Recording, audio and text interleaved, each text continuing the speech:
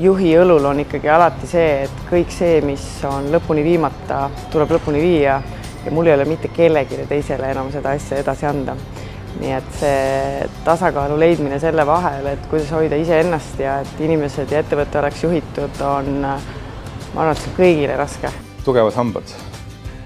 Ehk ta hoiab hammastega kinni sellest, mis on kokku lepitud ja milles suunas koos rühitakse. Puht professionaalselt ma arvan, et ta on üles ehitanud organisatsiooni Eestis, mis kõnetab kõiki samamoodi nagu pisuhäänas Ludwig Sander All Right. Ma arvan, et Annika juhtimine on ikkagi muutunud koos temaga natukene küpsemaks, natukene teadlikumaks. Ma arvan, et Annika suurim saavutus on see, et ta käitub oma sõnade järgi ja ta paljundab seda sama head, mida ta endas kannab. Et Annika tõesti elab oma sõnade järgi, töötab oma sõnade järgi ja kuulab.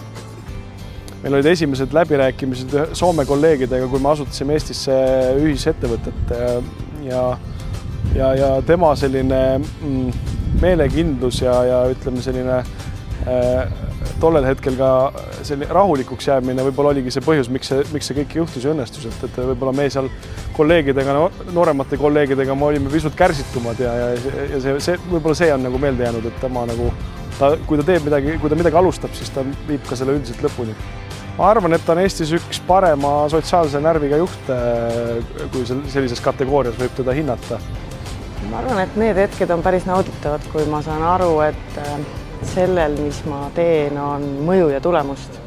Et kui ma näen, et mõni muu tiimiliige on minu toel saanud milleski paremaks või saanud üle mõnest takistusest ta teel ja siis sa näed ta silmis seda enesekindluse kasvu, et need on väga head hetked.